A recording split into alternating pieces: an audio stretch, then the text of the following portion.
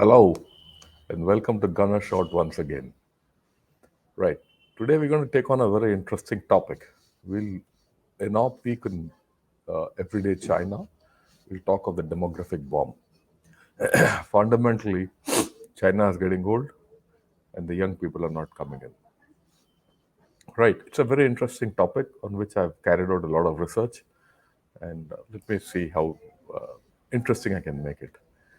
The first thing which came about was the New York Times earlier this month, where it was very clearly reported that the Chinese population has fallen and it heralds a demographic crisis. Well, the fact is that the demographic crisis was not unexpected.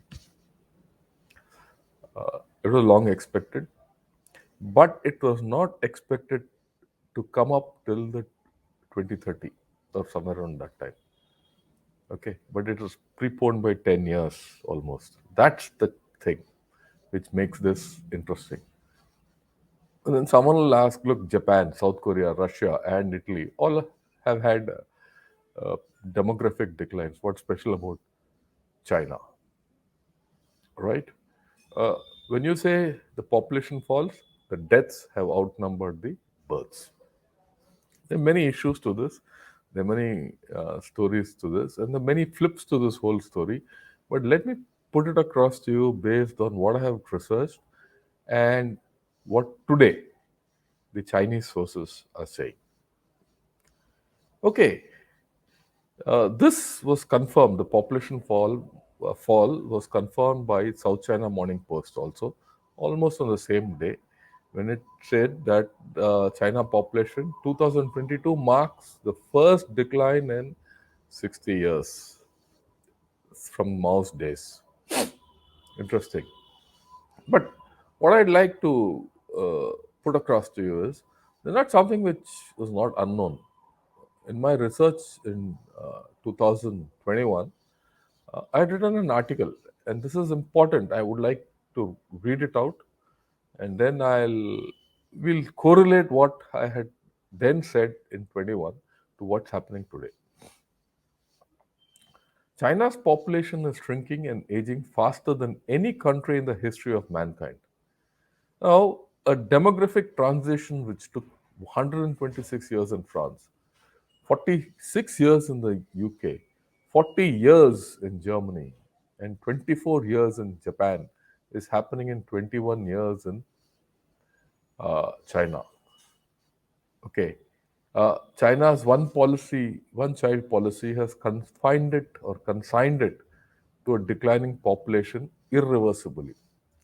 Their fertility levels are below replacement rates. The country has aged. China's working age population has already declined by almost 40 million since a peak in 2015. The result, fewer workers, costlier workforce, fewer custom consumers, more dependence, reduction in the overall number of youth. The result, China is growing old before growing rich. This phenomenon has economic, political, social, technological development and other penalties.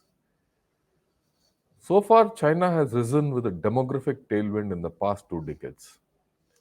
Now, historically, nations with a shrinking population have not risen to be great powers. The oncoming demographic headwind portends a decline. China's rise has peaked as per South China Morning Post, National Interest, Nikkei Asia, and Bloomberg, to name a few platforms. Others have also put it across. To sum up this aspect, China knew about this albatross. Did nothing much about reversing the effect as it did in implementing it. Now it can do nothing about it. That's the interesting part. Right. Having read this, the Chinese population has peaked. Right. It has already started reducing, and this is the graph. As per this, by the end of the century, the Chinese population would well be just about half of what it is today. There's a slightly interesting graph, so I'll show it full scale. The black one is the working age population, which is decreasing continually over the century. The red lines are the 65 plus population. If you see the two arrows, the first arrow is of 2022, the next arrow is 2035. In 12 years, you will see a marked decline in the working age population and a marked increase in 65 plus population. Very clearly, the working population of China is decreasing very, very fast. That's the point. I mean, this cartoon captures it all. Old age going up, youngsters coming down. Now, this is what I had said 40 billion was the estimate in 2021. Today, it's confirmed. China's population workforce will drop by 25 million over the next 5 years as demographic pressure grows. That's quite an important thing, right? And look, all these are now South China Morning Post news, and they would not attempt to put something out which doesn't have some official, you know, underscoring, right? The next headline says China's population crisis, the country might grow old before it grows rich. What exactly I had used 2 years back, and of course, this is a oft used phrase when you talk of Chinese demographics. Okay, well, let me take you back a bit. China's one child policy, what was it and what did it impact? This is again old article of 2021 of South China Morning Post. It started in 1980, the one child policy, and it was strictly enforced with punishments, including fines for violators and often forced abortions. China officially ended its one child policy in 2016. And in 2021, it has introduced a three child policy. I mean, this is great, but let's see how effective it is. That's the, you know, proof. Well, what is the effect of this one child policy? There's a phenomenon called 1 plus 2 plus 4. That means one child born today in China has to support his parents, who are also single children of their grandparents. The three generations of single children in uh, China. Can you imagine a country which doesn't have brothers and sisters, or very few of them, only cousins, right? Now, this single child has to, at some point of time, has to support his parents and has to support his grandparents also. We got economic implications. With the same amount what he earns, he has to support six more people. This is the third generation which is going to go through this. Okay, and of course, it's got an effect on not having enough recruit for the armed forces. For every guy who wants to join the armed forces, there are six people in the family who are dependent on him who say, don't go. So that is where the quality of the Chinese manpower in the military is suspect. Okay, let's see. Why is the population declining? Because marriage is on the rocks in China as women rethink their options and COVID 19 limits take their toll. So no one wanted to get married in this period. Suddenly the whole thing has come crashing down, right? And it's not going to reverse. Okay, the next thing, this is again a very interesting thing of the one child policy. Now, China is home to 30 million men in search of brides. This is what the census showed. Okay, let's look at it a little deeper. Why? When they had the one child policy, they went through some abortions, selective sex specific abortions. So they have a problem. There were also cases of female infanticide reported in China at that time. So, as a result, there's a gender skew. If there's a gender skew, obviously the population will start going. This is what Pew Research says, this graph. China has had more male than female births, but its skewed sex ratio is projected to change. Whether it is skewed or not is a different policy. If you see the graph, it says in 2016 they had this two-child policy, the population continued to drop. 2021 they've come out with a three-child policy and it is still continuing to drop. Like I said, when the fertility rate reduces below 1.2, which is the normal replacement rate, the fall is irreversible. Okay, why has this fertility rate reduced? One is not enough marriages. Then the woman, their aspirations, education, jobs, then the social conditions.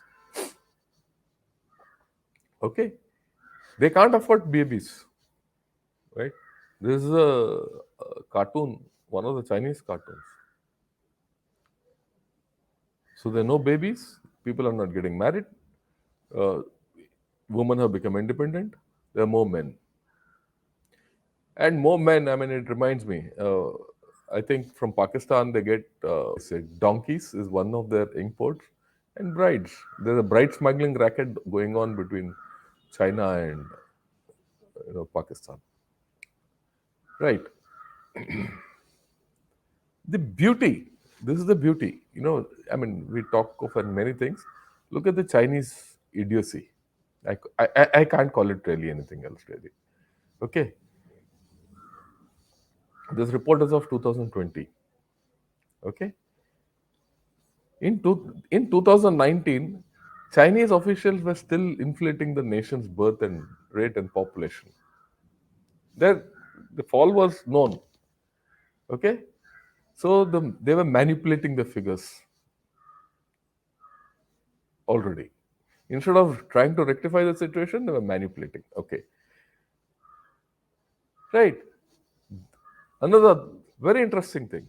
China's two-child policy under fire as parents' bank accounts frozen for having a third child. Okay. While they ease the policy for of one to two child, a third child should have been welcome because it boosts the thing. They were struggling to implement the two-child policy, but any couple who had the third child lost all the benefits of the second child. Okay, even 2019. This is as late as 2019. 2016 they scrapped the policy, and they knew it. There's a World Bank and joint World Bank study between the World Bank and China in 2012 when Xi Jinping came to power. Even that said, your population has to be controlled. The population decline was first detected around the turn of the century. And Mr. Xi Jinping was given this on a platter. That study is illuminating. Do something. They did nothing. Even now they're doing nothing. Now it's of course beyond their control. Okay. The alarm bells started ringing in 2021. In 13 provinces, the population officially shrank. Then they came with this three-child policy. Reaction. Typical communist reaction. Okay. Or a political reaction. Call it what you want. Okay. But then Chinese couples still reluctant to have three children despite policy shift, survey shows. Now, the parents have listed the heavy economic burden of child rearing, insufficient time and energy, and work pressure as the main obstacles to having a third child. In fact, some of them went off around to the extent of saying, "Look, you want to have us to have a third child?" They told the Communist Party people, "You lead the way by having a third child in your family." Right? And they made this call on their local internet or whatever social media to their Communist Party leaders. That was quite hilarious. Right. In 2022, in the two sessions meet, right, they spoke of AI to increase their population. They spoke of tax cuts and all that nonsense. I mean, just imagine they didn't use their normal intelligence to make sure babies are born. They wanted to use artificial, intelligence to increase the population. I don't know whether it was the case of artificial intelligence or artificial insemination. AI, what it meant in this, I don't know, but then that's the way the Chinese are. So it drives a lesson. They knew this problem, they neglected it. Suddenly they're scrambling. Now they want to use all kinds of technology. But look, human reproduction doesn't need technology, it needs common intelligence, not artificial intelligence in any case. Then there's another issue which is very important: aging population. When people age, the requirements change. I am old. I I need social security, pension. I need medical. If these two are there, I'm through. Okay, I can't consume. I'm not going to go and buy a Bosch refrigerator or a Maserati. I'll do the normal things. But in China, as people are getting old, as of today, there are about 25%, anything between about 18 to 20% who are above 65. It's going to go up. Now, these chaps don't have a pension, most of them. Okay. And they don't have a social security net. And they don't have medical facilities. The lack of Chinese medical facilities has been absolutely well exposed in the COVID. There's no doubt. So, what does China do with its working, with its aging force? A very important thing. So, their shape of their economy is going to change.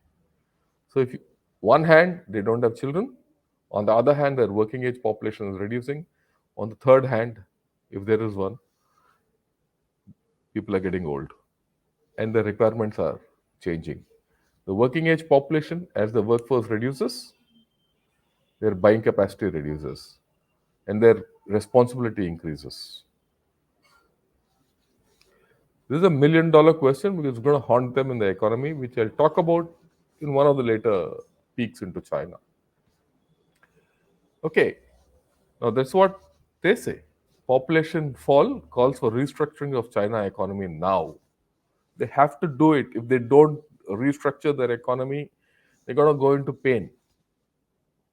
Some part of restructuring is forced by COVID and decoupling and international headwinds they are facing. But is China going this way? I'll talk about it in another different episode. Okay. They say that China's shrinking working age population will send ripples through global economy. Bustle here and there. There is India, Bangladesh, Vietnam. They're all younger countries. So there will be some ripples, but it will be absorbed. But China is going to have a problem. Okay. China can learn to live with a shrinking population, but it can't stop the trend. Again, let me do a zoom into this. This is published last year, just even before the official announcement came of a shrinking population, of a population which had started declining. They're very clear that this trend is irreversible. Okay, right? And they have to live with it. And this is one of the latest articles. It came 2 days back. China's population faces endless period of decline with demographic shift far from finished. It's one of their own articles. There are articles which, oh, we'll handle it. But that's communist bluster. How they will handle it, is anybody's guess. In fact, I don't think they can handle it. Okay, you have to understand why I'm talking of this demography and all that, where not many people have spoken of this. In fact, an expert on China who stayed in China did you know discuss this issue in a conference. He did highlight the fact that China's population is decreasing, and he made it a point to explain how China is managing this whole problem so well, and it's irrelevant in their rise. Not long back, 1 year back. At that time, I said, "Look, there's a major problem." He said, "Oh yeah, well." He just coughed at me. I said, "Okay, fine, let it come through." And now it's come through. Look, you have to go back into history to understand the Chinese politics, their structure. China has gone through 4 cycles under communism, which have consigned China to decline. Now, let me explain this. I'm making a heavy statement.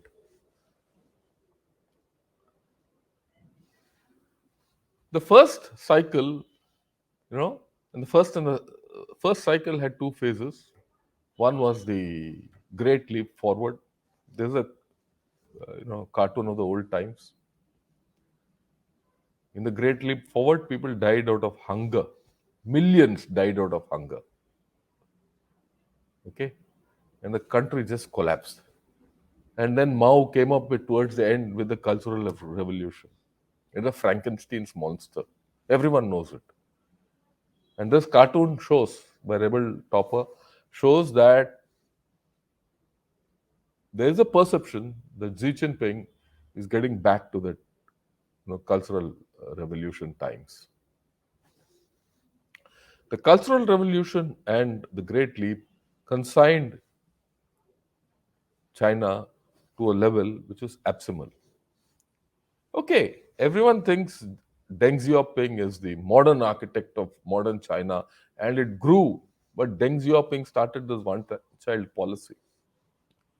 Okay, under Deng Xiaoping, the one-child policy came through, and ever since the turn of the century, everyone knew that China's decline is clear. There were no two doubts about it. Okay, and here comes Xi Jinping, who's got everything with his coronavirus, has put and a zero COVID. He thought he was in control, gone out of control. Again, he'll do whatever he has to stay in power. But the slide China is facing can't be reversed. And now I'm not going to talk about just the population decline. You have to connect it up with other things. Oh, look at this. At this point of time, China is having a problem with COVID decoupling, which is happening. The real estate is under crisis, and their infrastructure is in a problem. Their economy is in a problem. What is the and this problems, all these problems, in my estimate, will go on for the next 4 5 years. Right?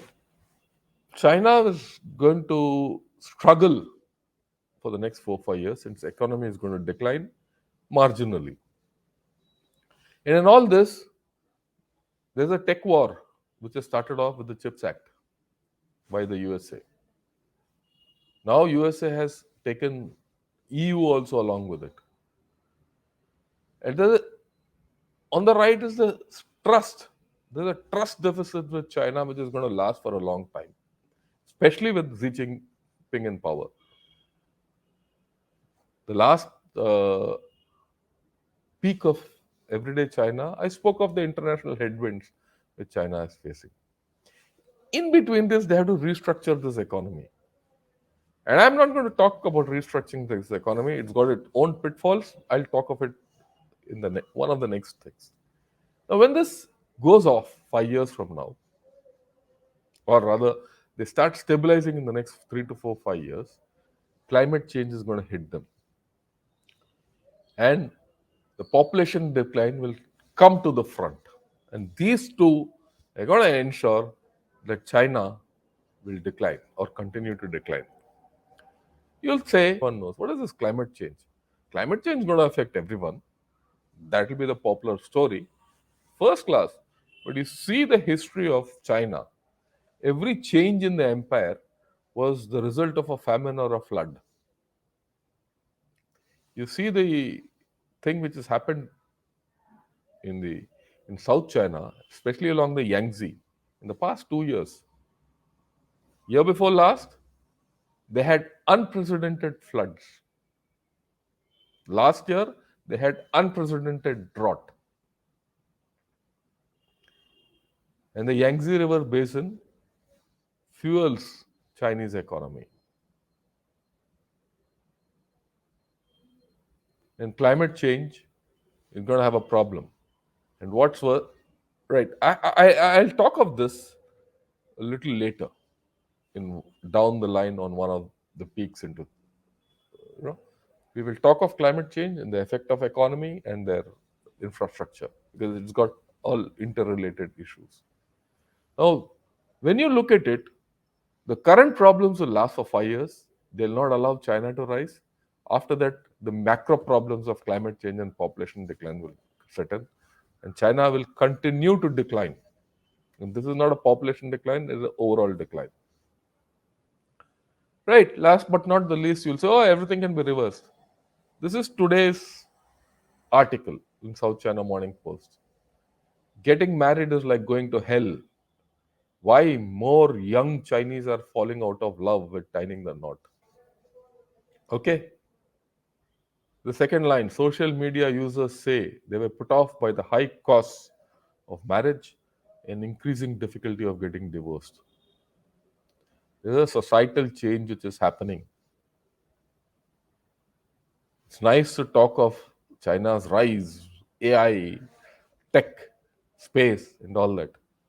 At the end of the day, the current 1.4 billion Chinese are humans.